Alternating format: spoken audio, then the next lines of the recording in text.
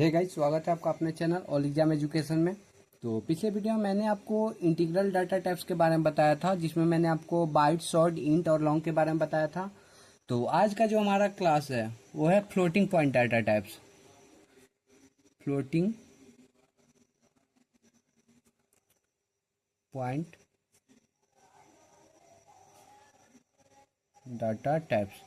तो floating point data types में हम लोग दो डाटा टाइप्स के बारे में पढ़ेंगे, फ्लोट और डबल।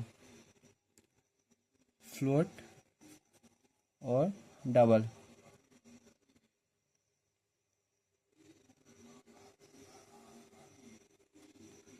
तो मैं इसको आपको कंपैरिजन के तौर पे बताऊंगा, क्योंकि लड़का क्या करता है कि कॉलेज टाइम में फ्लोट और डबल के बारे में जानता है, लेकिन अगर आप उससे पूछोगे कि मतलब हम फ्लोट को कब यूज करेंगे और डबल को कब यूज करेंगे, तो वो बता नहीं पाता, क्योंकि वो पढ़ाई नहीं रहता। क्योंकि वो बस जानता है कि हाँ फ्लोट क्या होता है, डबल क्या होता है, और कब हम फ्लोट में असाइन करेंगे वैल्यू को और कब डबल में, वो उसको नहीं मालूम रहता है। तो चलिए मैं आपको कंपैरिजन के तौर पे बताऊंगा कि हम फ्लोट डाटा टाइप का यूज कब कर सकते हैं।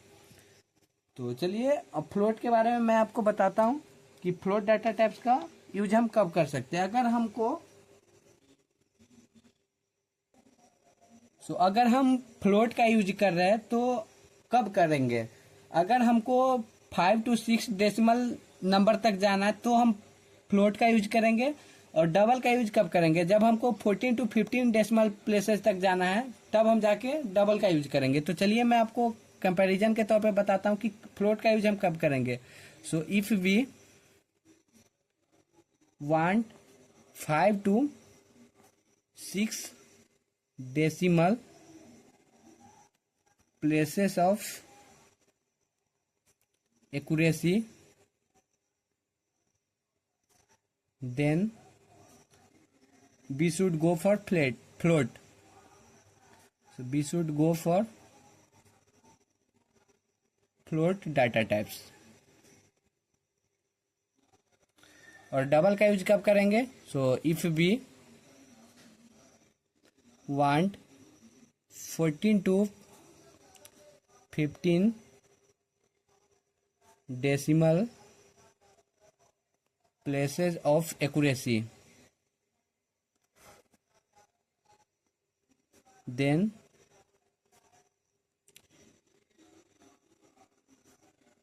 we should go for double data types. तो चलिए सेकेंड कंपैरिजन में इसका जो साइज होता है वो 4 बाइट का होता है। सो साइज इक्वल टू 4 बाइट मतलब 32 बिट्स। और इसका जो साइज होता है वो 8 बाइट्स का होता है, मतलब 64 बिट्स। तो थर्ड कंपैरिजन में क्या करेंगे, जो फ्लोट होता है वो सिंगल प्रेसिजन फॉलो करता है। सो फ्लोट फॉलोज सिंगल प्रेसिजन। और ये जो डबल होता है वो हमारा डबल प्रेसिजन फॉलो करता है। सो डबल फॉलोज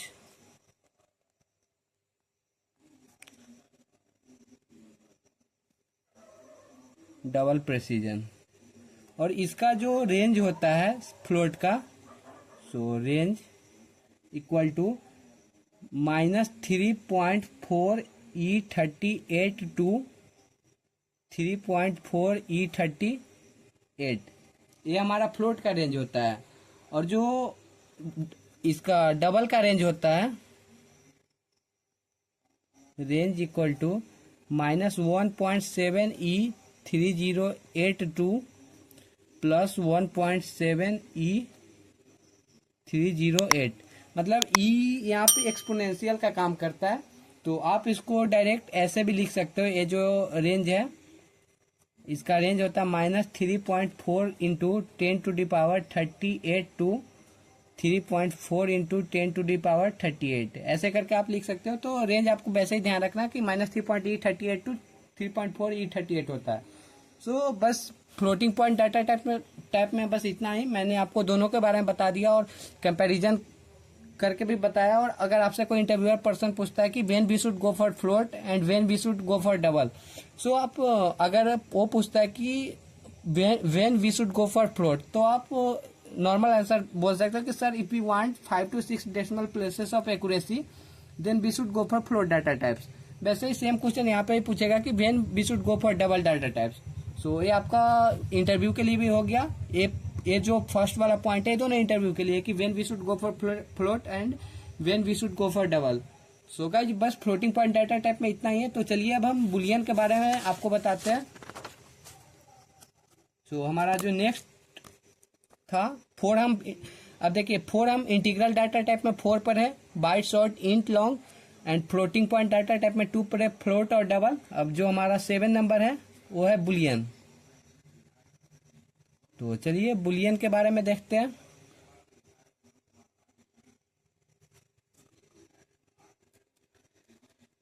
सो बुलियन में क्या है कि बुलियन में साइज एप्लीकेबल नहीं है, ये वर्चुअल मिशन डिपेंडेंट होता है और इसमें रेंज भी एप्लीकेबल नहीं है। इसमें वैल्यू बस है ट्रू और फॉल्स, बाकी कुछ नहीं है। सो आप इसमें डायरेक्ट लिख सकते हो size is not applicable, size is not applicable. और ये क्या होता है, वर्चुअल मशीन डिपेंडेंट होता है, वर्चुअल मशीन डिपेंडेंट। और इसमें एक पॉइंट और है कि इसमें रेंज भी एप्लीकेबल नहीं होता है। सो range is not applicable.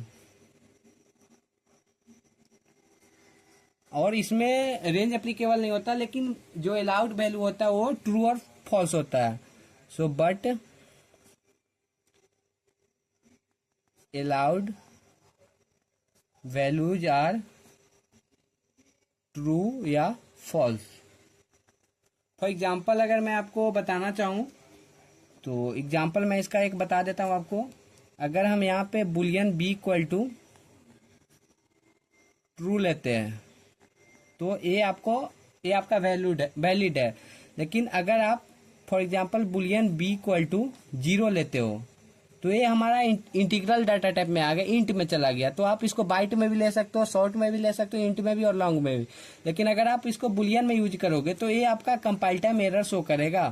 Compile time error में ये बोलेगा कि इनकम्पैटिबल टाइप्स, जैसे ये फाउंड कर रहा है इंट को लेकिन रिक्वायर्ड क्या है बुलियन, तो ये आपको कंपाइल टाइम एरर शो करेगा। और अगर आप इसको boolean B equal to true लेते हो तो ये भी आपको कंपाइल टाइम एरर शो करेगा। क्यों? क्योंकि मैंने आपको रिजर्व्ड वर्ड्स में बताया था कि जो भी हमारा रिजर्व्ड वर्ड्स है वो सब स्मॉल में होता है, लेकिन मैंने यहाँ पे कैपिटल टी यूज किया, इसलिए हमारा कंपाइल टाइम एरर शो करेगा। सो बस इतना ही है। और एक हमारा जो लास्ट डाटा टाइप है कैर, उसके बारे में मैं आपको बता देता हूँ। तो जो हमारा लास्ट डाटा टाइप है कैर, तो ये जो कैर डाटा टाइप है ये हमारा ओल्ड लैंग्वेज में यूज होता था, जैसे C++ जो लैंग्वेज है उसमें यूज होता था, क्योंकि वो हमारा आस्की कोड बेस्ड था। लेकिन जो हमारा जावा है वो हमारा यूनिकोड बेस्ड है, इसलिए कैर जो है वो पुराने लैंग्वेज में यूज होता था। सो old languages like C++ are ASCII code based and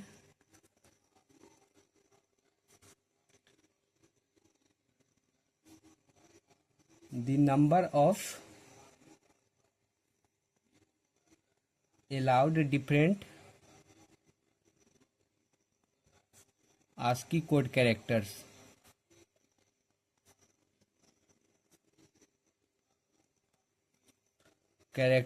are less than equal to 256। जो ASCII कोड वैल्यू था वो हमारा 256 से छोटा या बराबर होता था, इसलिए ये रिप्रेजेंट करता था 256 कैरेक्टर्स को। और वो उस टाइम में 8 बिट्स जो था इनफ था, इसलिए कैर का यूज होता था। बट जावा में क्या है कि जावा जो है वो यूनिकोड बेस्ड लैंग्वेज है, और इसमें जो इसका कैरेक्टर होता है वो 256 से ज़्यादा होता है, और 65,536 से छोटा और बराबर होता है। इसलिए क्या है कि कैर जो है वो आस्की कोड मतलब पुराने लैंग्वेज में यूज होता था, लेकिन जावा जो है यूनिकोड है, इसलिए इसमें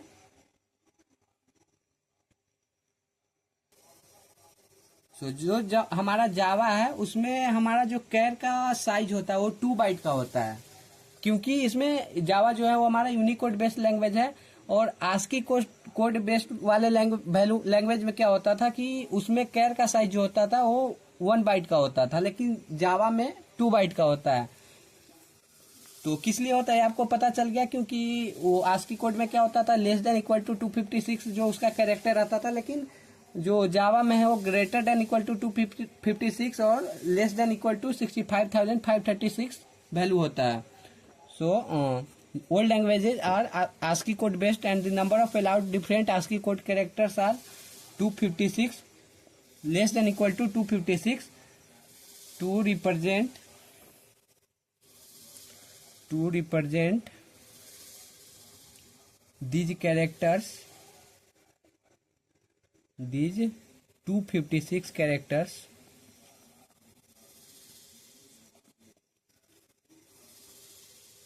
ASCII code character to represent these 256 characters 8 bits are enough. 8 bits are enough. Hence the size of char in old languages is 1 byte. तो मैंने आपको बोला था कि आस्की कोड बेस्ड वैल्यू में जो पुराना लैंग्वेज था C++, उसमें कैर का जो साइज था वो 1 बाइट का होता था, लेकिन जावा में जो कैर का साइज होता है वो 2 बाइट का होता है। But Java is Unicode based language and the number of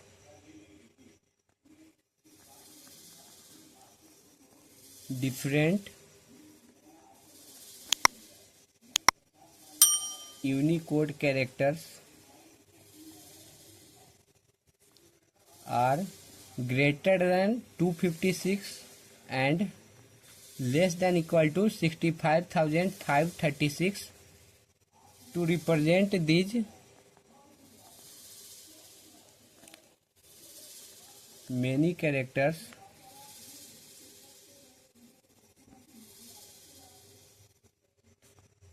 8 bits are not enough.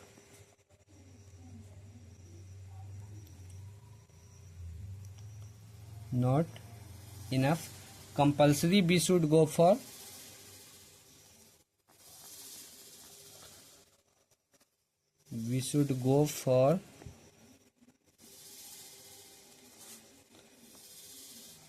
16 bits. Hence the size of char in Java is 2 bytes. तो मैंने आपको पहले ही बताया था कि ओल्ड लैंग्वेज जो था आस्की कोड बेस्ड लैंग्वेज था, और उसमें जो कैरेक्टर होता था लेस देन इक्वल टू 256 होता था, जिसके लिए 8 बिट्स इनफ था। इसलिए जो पुराने लैंग्वेज में जो कैर का साइज होता था वो 1 बाइट का होता था, लेकिन जो हमारा जावा है वो यूनिकोड बेस्ड लैंग्वेज है, और इसमें जो कैरेक्टर होता है वो ग्रेटर देन 256 होता है और लेस देन इक्वल टू 65,536 होता है। और इतना जो कैरेक्टर को रिप्रेजेंट करने के लिए 8 बिट्स इनफ नहीं है, इसलिए जावा में जो कैर का साइज होता है वो 2 बाइट का होता है। तो चलिए इसका साइज भी मैं आपको अलग से लिख देता हूँ। Size equal to 2 bytes that means 16 bits, और इसका जो रेंज होता है रेंज इक्वल टू 0 to 65,535, ये इसका रेंज होता है। सो गाइज ये हमारा प्रिमिटिव डाटा टाइप जो था वो हमारा खत्म हुआ। तो चलिए मैं आपको समरी के तौर पे रिवीजन करा देता हूँ कि कौन सा डाटा टाइप का साइज क्या होता है, रेंज क्या होता है, और एक इसमें रैपर क्लास भी होता है, फिर डिफॉल्ट वैल्यू होता है। तो वो सबको मैं एक जगह कर देता हूँ, तो आपको दिक्कत नहीं होगी। जब आप एक बार देखोगे, समरी देखोगे तो ध्यान में हो जाएगा। तो चलिए समरी मैं आपको बताता हूँ। सो summary of Java primitive data types.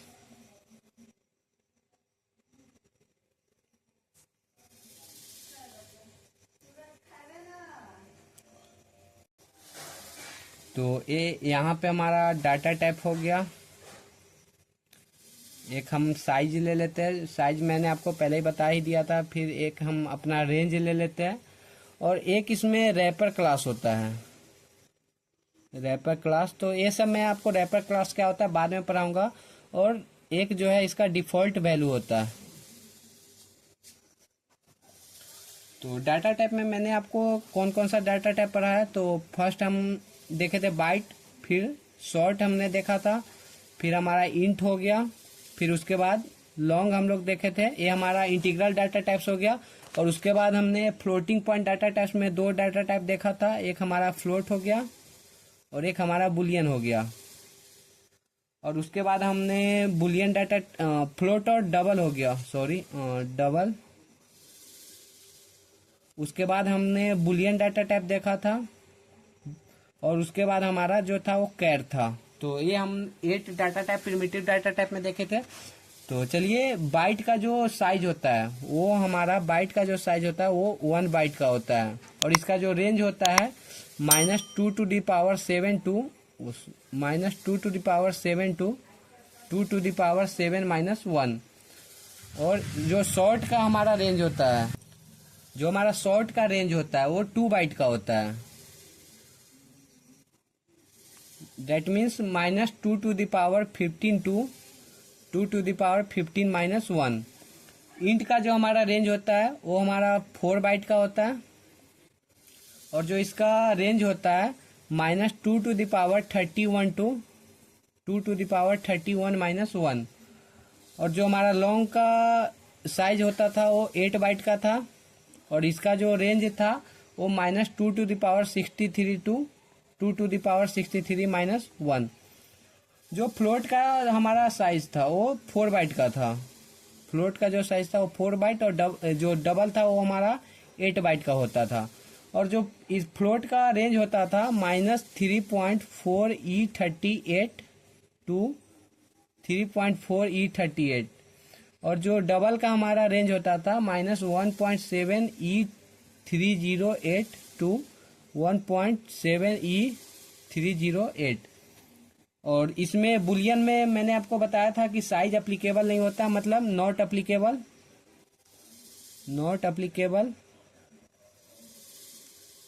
और इसमें रेंज भी एप्लीकेबल नहीं होता। तो यहाँ पे मैं डायरेक्ट NA लिख देता हूँ। आप यहाँ पे लिखा है तो आप समझ ही गए होइएगा। तो बुलियन में ना साइज एप्लीकेबल होता है ना रेंज एप्लीकेबल होता है, लेकिन इसमें जो अलाउड वैल्यू होता है ट्रू और फॉल्स होता है, वो मैंने आपको बता ही दिया। कैर जो होता है हमारे जावा में वो 2 बाइट का होता है। और इसका जो रेंज होता है वो 0 to 65,535, ये हमारा रेंज होता है इसका। तो ये हमारा डाटा टाइप हो गया, ये हमारा साइज हो गया, और ये हमारा इसका रेंज हो गया। तो ये रैपर क्लास है, और वो डिफॉल्ट वैल्यू। तो चलिए, रैपर क्लास क्या होता है। तो जो रैपर क्लास में अभी हाल फिलहाल में बस आप इतना जान जाइए कि रैपर क्लास में कुछ नहीं है।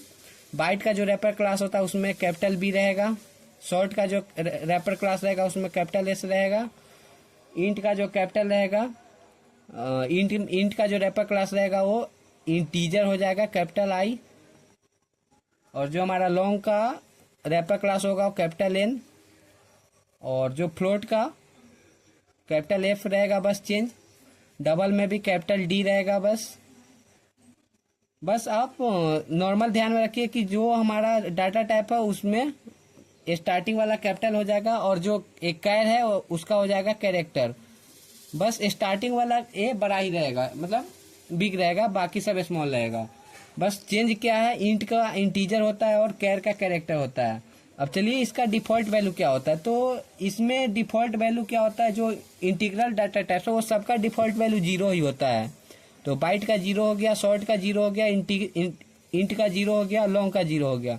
और चलिए फ्लोट और डबल में क्या होता है, जो डिफॉल्ट वैल्यू होता है 0.0 और इसका भी 0.0 ही होता है। और जो बुलियन का डिफॉल्ट वैल्यू होता है ये जावा हमेशा फॉल्स लेता है, बाय डिफॉल्ट ये हमेशा फॉल्स रहता है। और ये जो कैर रहता है, एक कैर का जो डिफॉल्ट वैल्यू होता है वो 0 रहेगा। और ये जो रिप्रेजेंट करता है स्पेस कैरेक्टर को, space character,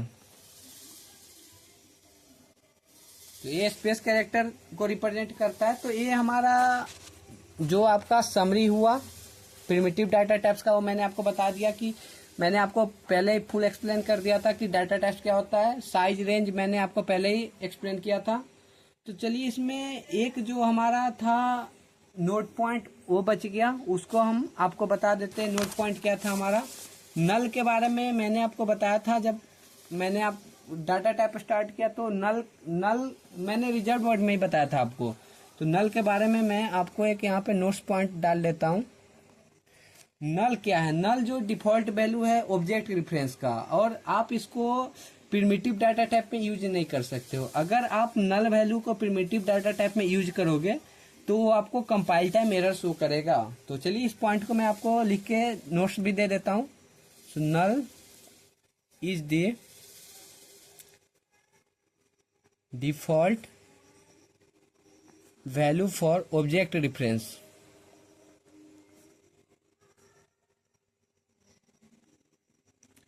and we can't apply for primitives।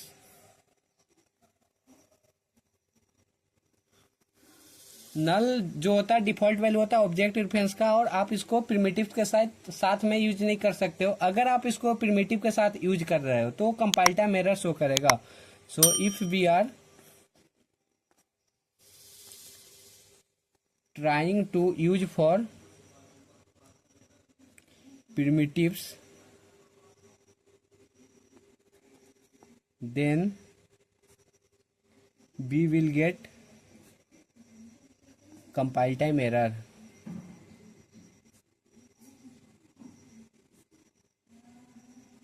So for example मैं आपको यहाँ पे समझा देता हूँ कि अगर फॉर एग्जांपल आप कैर का यूज कर रहे हो, कैर सी इक्वल टू, अगर आप इसमें नल वैल्यू असाइन कर रहे हो कैरेक्टर में तो आपको कंपाइल टाइम एरर शो करेगा।